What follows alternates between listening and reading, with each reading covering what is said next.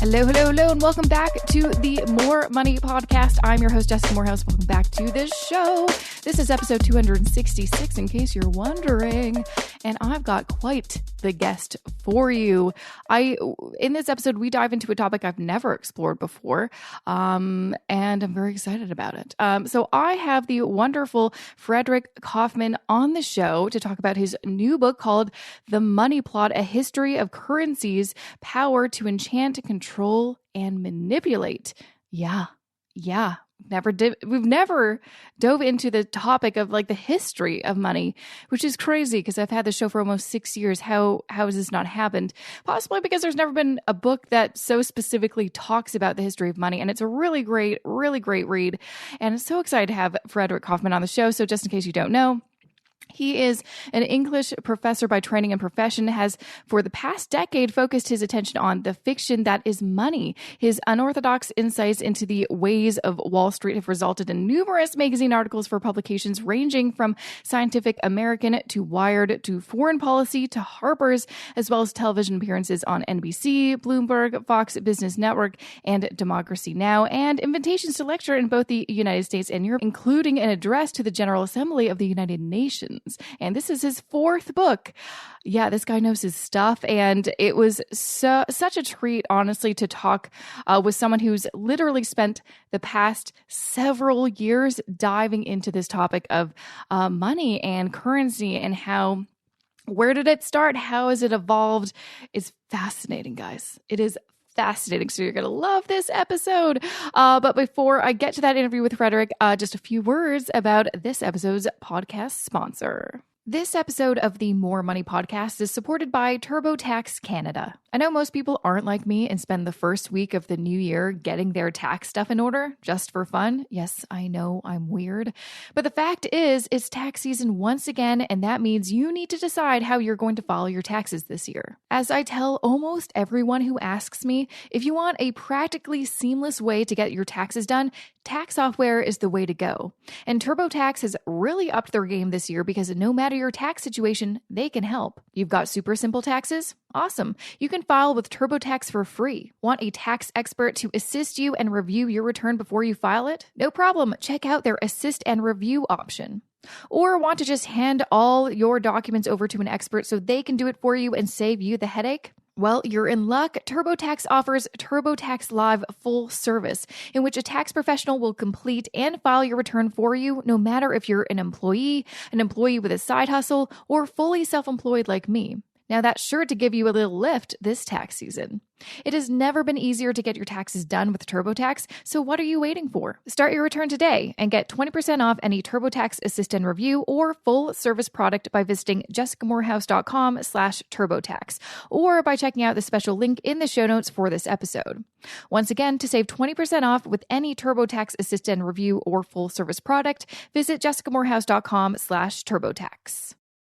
Welcome, Frederick, to the Mo Money Podcast. So excited to have you on the show. Well, thank you so much. Yes. So you wrote the book, The Money Plot, A History of Currencies, Power to Enchant, Control, and Manipulate. I was interested in your book just because I've never had a guest on the show talk about this. I mean, maybe there's not that many books on this topic, and that's why you wrote the book.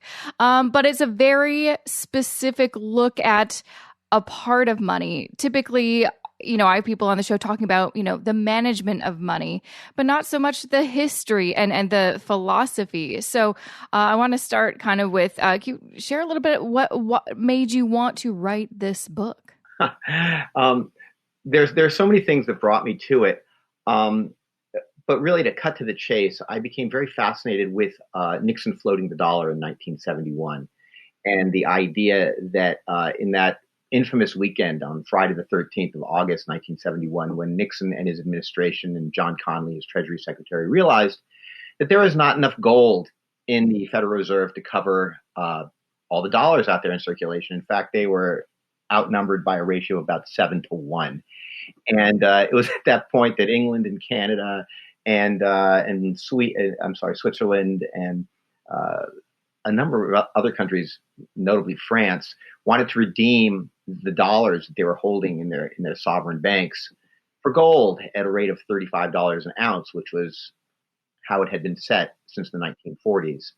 And they couldn't do it without the United States government completely going belly up broke.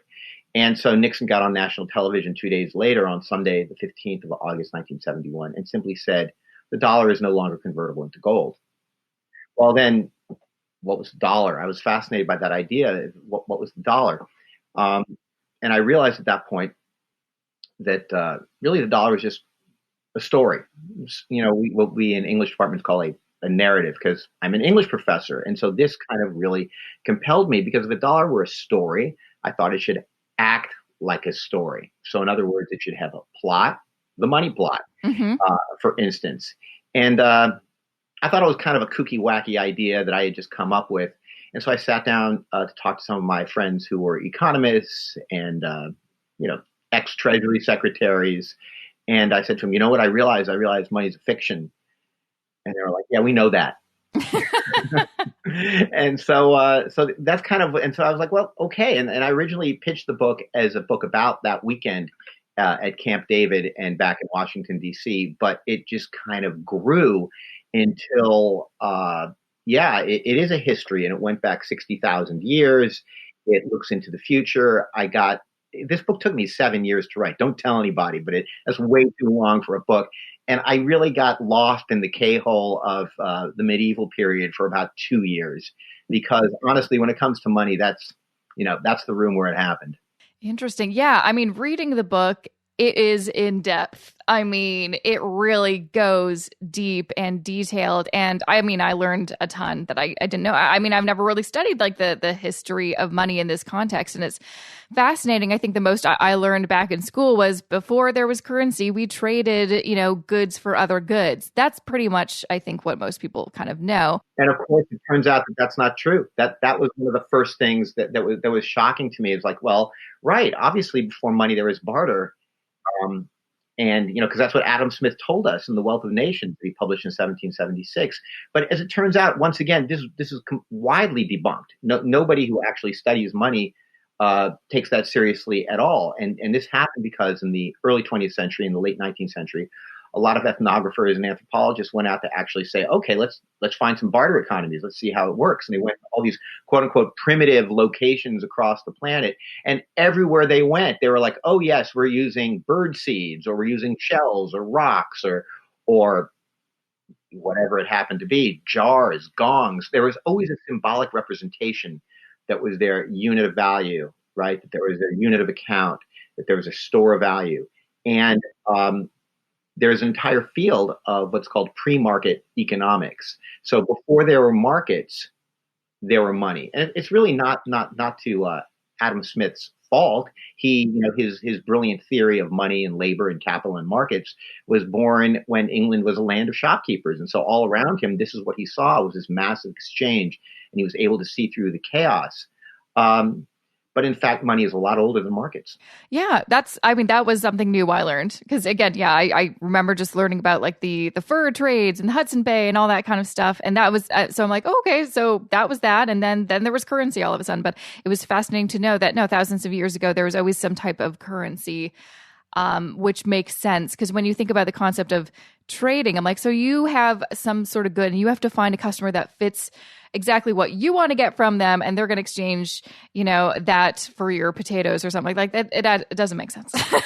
That'd be difficult. What you see, what's really fascinating here is that actually, barter is a post-money economy, not a pre-money economy. So we see barter obviously in like prison economies where there's no money, so you use weapons, you use drugs, cigarettes, this sort of thing. That's all of a sudden, or in war economies, right? When all of a sudden the money is completely hyperinflated, and it's only after you have very deeply embedded in you a money economy system, a value, a symbolic system, that you can participate in barter. So he just got it backwards. That's it. Yeah. And you did mention in your book, so sometimes these barter systems come out of the fact that currency has no value or it's scarce. Is that kind of right? Yeah, well, absolutely. When money is no longer worth anything, when in hyperinflation in the Weimar Republic, when a loaf of bread costs, what was it? Something absurd, like 2 billion marks. and they literally were cutting down trees. They couldn't cut down the trees fast enough to print their bills. Then obviously money becomes worthless. And I think that's like one of the issues that has not gone away, particularly today in the United States, where people are banding about trillions of dollars in aid for COVID.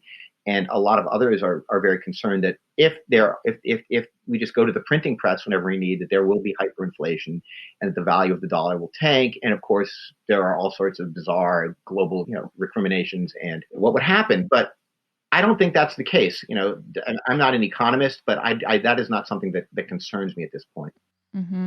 I feel like we saw a bit of a glimpse of this, or at least the panic of what if money means nothing when it was the beginning of the pandemic and people were hoarding stuff. And you're like, oh, I feel like people think it's definitely the zombie apocalypse and they think it's going to be, money's going to have no value and we're going to just barter toilet paper or something. Well, I think there are two terms you used in that regard, which are really salient here. And one is panic, and the other is apocalypse.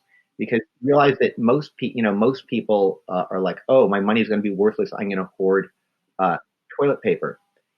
In fact, the people in finance and the Wall Street people are like, oh, there's panic. We're going to make money on that. And in fact, what we see in the markets and what we see with large macro trading hedge funds is that this last year has been extraordinary in terms of their profits. And this also deals with the money plot, because what drives a plot, like when we think of a movie we love or a book we love risk, fear, jeopardy. And the more the plot winds up into a position where people are panicking, that is where the money is in the story, and that is where the money is in Wall Street. And a lot of the book has to do with this idea of transforming literary ideas or emotional ideas such as panic or fear, and showing how they transform into actual cash value, which we saw happening, which we've seen very clearly happening over the past year. The other term we use, of course, is apocalyptic thinking. And if we want to discuss it, remember the kind of the great renaissance of apocalyptic thinking and feeling about the universe does happen in the Middle Ages in Christian Europe, where people are really obsessed about the second coming of Christ and the apocalypse. And of course, this story of the apocalypse coincides precisely with the explosion of commercial culture throughout Europe and the birth of money as we know it today. That is a credit economy, one of paper money, and a global economy. One of mortgages and shareholding and corporations. That all begins at the same time in the midst of this insane apocalyptic thinking about the second coming of Christ. And I spent a lot of time in the book talking about how the popes create the idea of the modern corporation. Wow. Yeah. Like I said, this book goes into so many different twists and turns. You're like, I've never thought of it like that. I know like kind of one of the messages or things that you want to kind of share in the book is how we need to maybe change our thinking or just change the way money works. Because right now, and you see this all over the media, it's the 1% or this very small group of people that have the majority of the money. It just seems like such a big idea. Like, how on earth can we ever change how money works right now? Well, I mean, look, I think one of the examples which is so blatantly obvious is the candidacy of somebody like Andrew Yang when he was trying to get the Democratic nod before Biden got it this past year. And of course, he's running on a platform of universal basic income. Free money, right? Free money.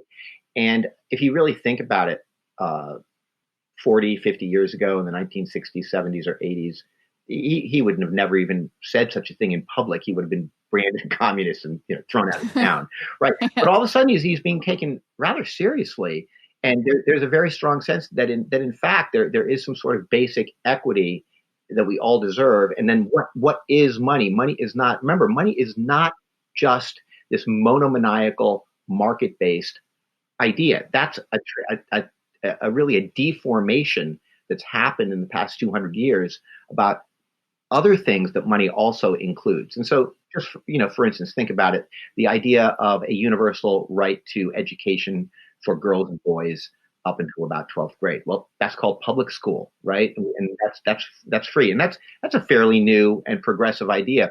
Or if you look at the United Nations and they talk about, well, there is a universal right to food. That doesn't mean everybody gets a steak for dinner, but it means that 7-year-old girls and boys should not be starving to death. That they actually should just have food. And a lot of that has to do, people starve for the most part, and there's a lot of starvation going on right now, particularly in Ethiopia today, with the war in the Tigray region. It's being, food is being used as a weapon of mass destruction.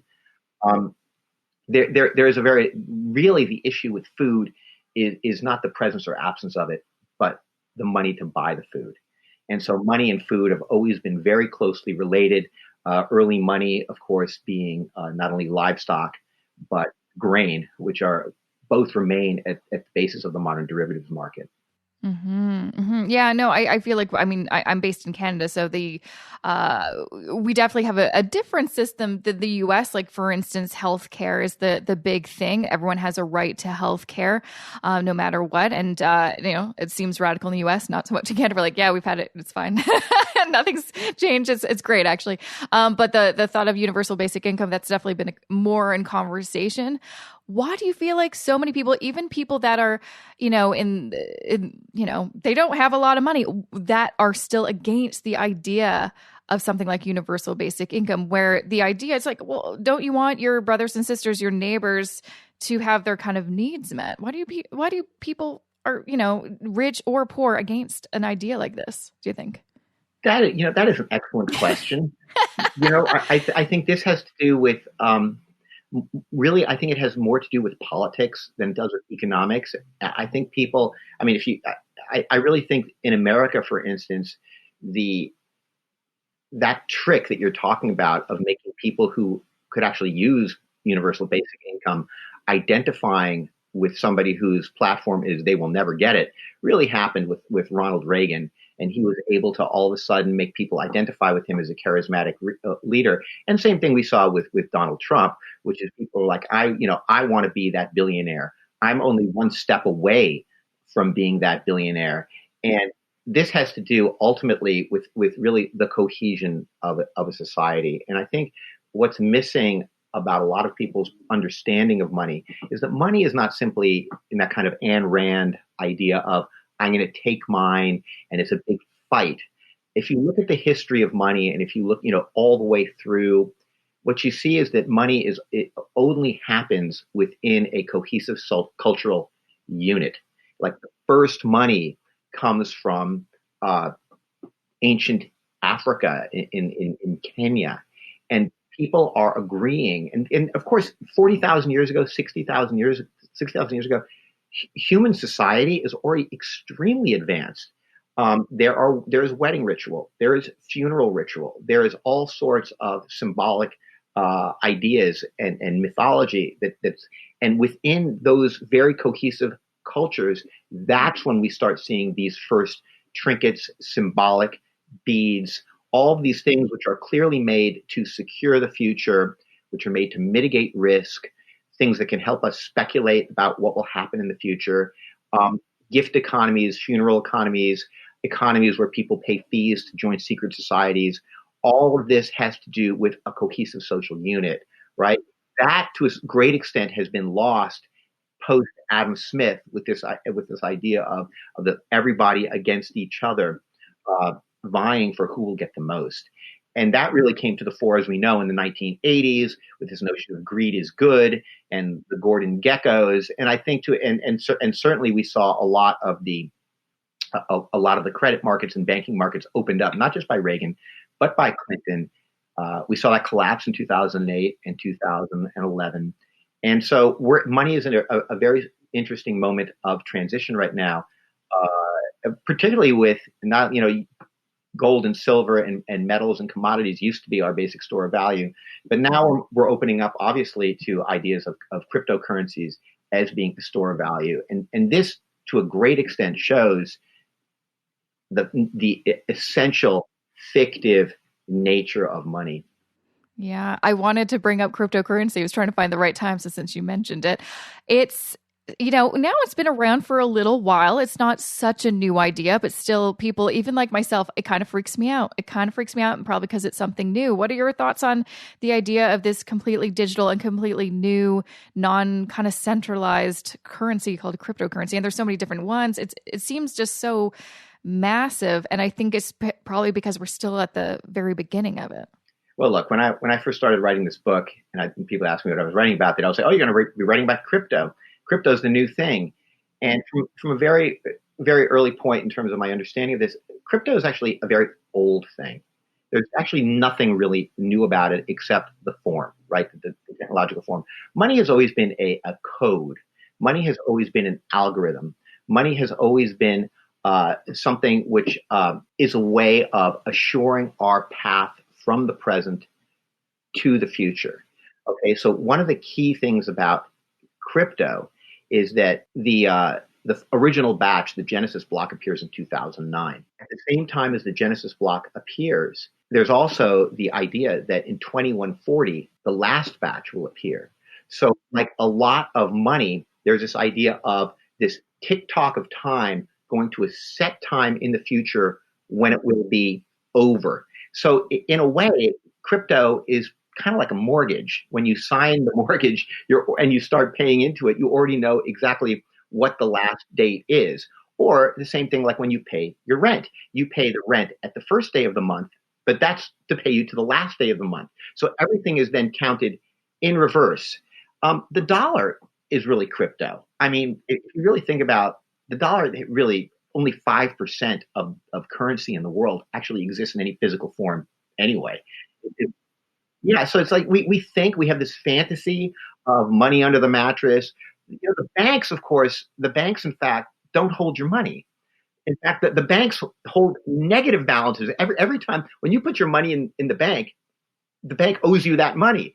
And that's a negative on their sheet. People don't realize that either. The bank is not just storing your money. They're loaning it out again. Yeah. I know. I think that's an old cartoon kind of idea that they have the bank, the money in the vault. It's like there's no money in the vault. There's no money in the vault. No, in fact, what it is a bunch of debt. What they're doing is balancing debts at different interest rates so that they're going to skim off the top, right? So crypto is really a very old idea. Like if you look at the original money from 40,000 years ago, there are these ostrich eggshell beads, which are kind of carved with these kind of strange filigrees and slashes. That's cryptography. That's an alt idea of something magical that you can hold, which will allow you then to speculate into the future so that in the future you will be safe. That's all crypto is. It's just a digital version of a bead. Yeah. I liked out also kind of going back because I really enjoyed that chapter because I obviously had no idea about the ostrich egg. I'm like, oh, wow, that is so fascinating. That's so cool. But also the idea that money or, the purpose of it was kind of a form of insurance, which I feel like that's a concept I've never really, I'm like, oh, I've never kind of put those together, but that's exactly what it is. What is money? Money is a form of insurance and risk. It's risk management is what money is. And it's telling a story about the future based on time, fear, and your appetite or lack thereof for risk. That's what money actually is. And so, right, if those ostrich eggs, that was something that really blew my mind also, which is that the first money are these ostrich egg beads that were discovered in archaeological sites. But also they discovered that the ostrich, the black-necked African ostrich, has the largest eggs of any bird in the world. And each of these eggs can hold about 1.5 quarts of liquid or berries or nuts. And what these ancients were doing, actually pre-ancients, these archaic Neolithic people were doing, is storing stuff in these eggs, fresh water, berries, nuts. That was money. Money is a storage container for that which is going to keep you safe through the winter months, right? That's why grain is money. That's why livestock is money, right? That's why money bears interest, right? And so the interesting thing that happens, though, is, and this is so deeply human, and this is why money is so deeply human, and why I believe that we can actually have power over it and do what we, make money do more for us than we want it, than other people think we can. This human moment when they took the ostrich eggshell and as it collapsed, they were like, now I'm going to take these fragments and I'm going to mark them, and I'm going to string them on my body, and they are symbolically going to mean, because that's the human moment, only humans think in symbols, they are symbolically going to give me the sense of security that this egg full of fresh water or berries had for me. So that's exactly what it is. Money is an insurance policy. And we can see in the global meltdown of 2008 that this is not just some strange fancy. This is, AIG is this large insurance company, and insurance is entwined in everything we do. And that's, that was the money, that was the issue. That was the corporation that brought the whole thing almost brought the whole thing to its knees. Mm-hmm. Yeah. I mean, and when you think of it, I guess in modern times, it's either you get that because I talk to a lot of people about why is money so emotional? It kind of shouldn't be because it is just a tool. But like you said, it's a symbol for so much greater than that. Like insurance, security is a big thing. And so when you look at your account balance or your net worth statement, or even just what you have in your home, it makes you feel a certain way. Typically, security is a big, thing. Money is deeply emotional. Money is deeply emotional, and that again, this is what Wall Street. This is the secret that Wall Street knows that most ordinary people don't understand, which is that you can make money in times of fear. You can make money in times of jubilation because you know that those emotions are actually going to drive the market. It's not that the market drives your emotions; it's that emotions drive the market, and they've been able to quantify these emotions, the modern age of the quantitative financial expert, the quant. That is precisely what they're doing, is they're trying to mathematize emotion. And in fact, that's what the VIX is, the quote unquote fear index on Wall Street, VIX. And that's exactly what it is. What it measures is how much panic and fear is raging through the option markets. And during the pandemic, there were days when the VIX was up more than 100% in a single day. And so, this is the example I like to give about emotion driving money. Let's say you're at a hedge fund, and your desk, you are personally given $1 million to trade. So you go to your credit desk and you take that 1 million and you turn it into 10 million on credit. Then you don't take that 10 million and put it in the VIX, you put it in the double VIX. So, so all of a sudden your 10 million is in the double VIX. It goes up by 100%, and the next thing that your 1 million leveraged into 10 million in a single day has given you $40 million. Now that's the way to make money, off panic and fear. Mm-hmm. And that's, I think, part of why I have this podcast is to have smart people like you to explain that. But also the kind of key thing when it comes to money management is to understand that and understand how you should react. Because I think a lot of us, we get fearful. I got fearful during the pandemic because I'm like, I'm a millennial, so I remember the crash that very much affected the course of my life, but this felt different. And that was another kind of concept I think that was flying around at the beginning of the pandemic. Everyone was saying this time's different. And now that we have some perspective, it's like, it wasn't really different. Like there's always some differences, but it's like we've seen things like this before. And the idea of fear and money being very much intertwined isn't anything new. But I think maybe it's just the media that just wants a headline or something like that. Well, look, I think that it's not just the media. I think it's a natural. Think about, for instance, just speculation. We're talking about insurance as essential to money. The other thing that's always been essential to money is this idea of betting and the casinos and speculating on the future. That's also been, like, from the very beginning, when there's shell money and there's stick money, people are gambling with it. Because what they're trying to do with money always is see the future. Because these economists are like the modern day version of the soothsayer, right? What's going to happen next quarter? What's going to happen next year? And we're always looking for them to tell us. And of course, people on Wall Street they're the ones who keep on throwing the dice, or tossing the coin. And the goal of Wall Street and the goal of finance has always been to know how the story ends before anybody else does. How to know how the story ends before it ends. Like what would be the greatest gift you could ever give a Wall Street guy? Tomorrow's newspaper. Because tomorrow's newspaper, you just go to the horse track and he'd be done for life, right? Go to the racetrack. That's all you need. So a great amount of the effort in Wall Street is predicting the future. And of course, that is an ancient art, is predicting the future. So the original economists and the original treasury secretaries were the shaman, were the soothsayers, were the poets, were the people who would tell you, no, put this bead next to your body, put this under your pillow, this token, this amulet, this will get you through the future because you're afraid of the future. And so this is going to help you. And so a lot of this is like, who's the soothsayer, who's telling the story, and who's listening to the story. Mm-hmm. Gosh. Yeah. Yeah, it's true. It's just kind of wild just hearing, reading your book and reading all these different stories that even though they're from like hundreds or thousands of years ago, it's like the exact same thing's going on right now, just in a kind of a different way. Well, what's interesting is that money develops, money develops over long periods of time. And what I found what blew my mind about this book was, again, not as an economist, but as an English professor, seeing how story developed over time too. Like, around the year 400, 500 BC are the first precious metal coins. And this happens at the exact same time as the birth of tragedy. So you have a literary form emerging at the same time as you have a pecuniary form, a money form. And you start thinking, what is more tragic than a coin? Right? Because what is a coin? A coin has your face on it. A coin, kind of memorializes this moment. It gives you control and power.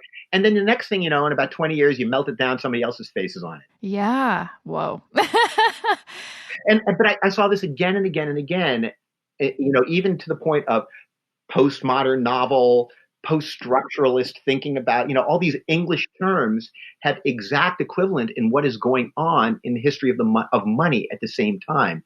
And so the point of the book is saying, wait a minute, this is weird. There is an equivalency between exchanging money and telling stories that we have not paid enough attention to. Mm-hmm. Mm-hmm. Wow. Yeah. Yeah. I feel like I'm going to think about this and just stew on some of the ideas in your book for a while. Cause I'm like, whoa, there's some moments where I'm just like, whoa. Yeah. My book is whoa. It's a bit whoa. It's a bit whoa in a good way. I think I'm going to end it there. Before I let you go, though, I know lots of people are going to want to grab your book, The Money Plot, but where can they find more information? Are you online? Can people find you online? Or if not, where can they find a copy of the book? Yeah, well, Money Plot by Frederick Kaufman. It's out there. It's at Amazon. It's at small local bookstores. It's everywhere. I'm on Facebook. Be my friend. And I'd love that. Anyway, thank you so much. It's really an honor and a pleasure to be here, and great conversation. It was a pleasure to have you on. Your book really, really was amazing. And that was episode 266 with the wonderful Frederick Kaufman, the author of The Money Plot, A History of Currency's Power to Enchant, Control, and Manipulate. As he mentioned at the end of the show, you can find his book pretty much wherever you would buy a book. So make sure to grab a copy, check it out, or ask your library to get a copy because it honestly is a very fascinating read. I will also, of course, include links to find the book in the show notes for this episode, jessicamorehouse.com/266. Also, I didn't mention at the beginning of this episode, but obviously I'm going to be doing this, giving away a copy of his book to some lucky winner out there. So yeah, I'm going to share some more details about that in just a hot second. Just to remind you, if you want to check out the show notes for any episode I've ever done in the past, in the history of the 266 episodes of this show, all you have to do, well, first you can go to jessicamorehouse.com/podcast. All of them are there. Or if you know the specific episode number, just go to jessicamorehouse.com/ whatever the number is, like 266 or 225, whatever it is, you will find the show notes for the episode. And that would be helpful for you if you're like, I want to learn more about the guest. What are some of their social links or information about this episode that you mentioned? It's in the show notes for this episode. So that's where you can find that. Of course, I'm also going to be giving away a copy of Frederick's book. How could I not? So stick around. I've got some very exciting things to share with you. So stick around. Just have a few words I want to share about this podcast episode sponsor. This episode of the More Money Podcast is supported by TurboTax Canada. Oddly enough, the most popular videos I have on my YouTube channel right now are about taxes. And I think a lot of that has to do with the fact that so many Canadians received income through benefit programs this year, like the CERB, or they've started a side hustle or became self-employed because of the pandemic. And wow, is there a lot of confusion about what to do about all of this when filing your tax return. Luckily, it doesn't have to be complicated, especially when you have a qualified tax expert with an average of 10 years of experience to do all the heavy lifting for you. You see, if you want some one-on-one help to get your taxes done and done correctly, TurboTax Live full service might be exactly what you need. What you get is a tax professional at your fingertips who will do everything for you from start to finish, in addition to answering your questions, giving you unlimited tax advice, and giving you the little lift of the biggest possible tax refund this year, guaranteed. Not only that, TurboTax Live full service is backed by TurboTax's 100% accurate expert-approved guarantee. And their audit defense puts a tax expert in your corner who will represent you, defend you, and handle all correspondence with the CRA on your behalf. To learn more and to start your return today and to get 20% off any TurboTax Assist and Review or full service product, visit jessicamorehouse.com/TurboTax or check out the link in the show notes for this episode. Once again, to save 20% off with any TurboTax Assist and Review or full service product, visit jessicamorehouse.com/TurboTax. Okay, first and foremost, of course, I'm giving away copies of so many books, actually. If you go to jessicamorehouse.com/contests, you'll find a number of books that I'm giving away, including The Money Plot. So make sure to go to jessicamorehouse.com/contests to enter to win. Yes, you can enter every single book giveaway. Obviously, you would only ever win one if you are selected. But yeah, you can enter to win all of them. That's the exciting thing that's going on there. Other exciting things. Well, obviously, I dropped the news last Wednesday that my course, the Wealth Building Blueprint for Canadians, is officially open for enrollment. And what that means is you can apply to, possibly enroll in the course. And then if your application is approved, get on a call with me, see if it's the right fit. I've literally, and I'm not joking, I'm not trying to brag or anything, but I've literally been working 10 to 12 hours a day, just looking over applications and having calls with potential students and enrolling students. That is literally what my life has been since last Wednesday.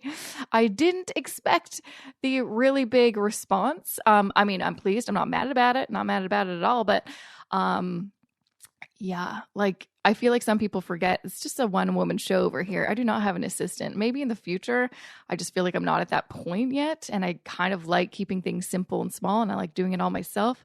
So I think some people are surprised at no, it's me on the phone. It's just me. So that's very exciting. So with that said, I do have, there's a wait list going on. That's for sure. So make sure if you're thinking about enrolling or just want to learn more about it, to get your application in as soon as possible, because there is a bit of a queue going on right now. But I'm so excited because so many people have been able to enroll and start really dive into the course, and it's amazing. And I'm also, of course, going to be adding new lessons and modules and new videos and so many exciting things I'm going to continue to add to the course, because there's always going to be fresh content. So I'm very excited about it. It's like something really, even though I had my previous investing course, Investing Foundations for Canadians, for about 2 years, actually, it's this particular course is something that this was the real idea that I had. I wanted to do a course that was to teach you about the foundations of investing, the key things you need to know, and also have the component of showing you how to invest in 2 different ways,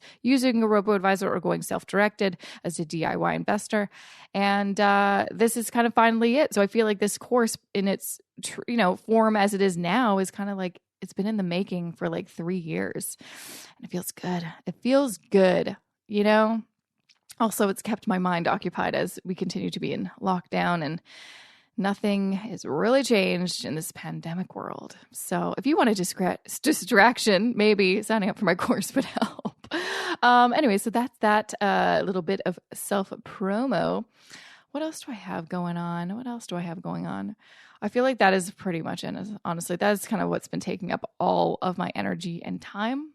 But there's going to be some other exciting things going down soon. So just you wait. Okay, well, that's it for me. Thank you so much for listening. I'll be back here next Wednesday with a fresh new episode. So subscribe, share this episode. Oh, yeah, follow me on Instagram. Make sure to do that.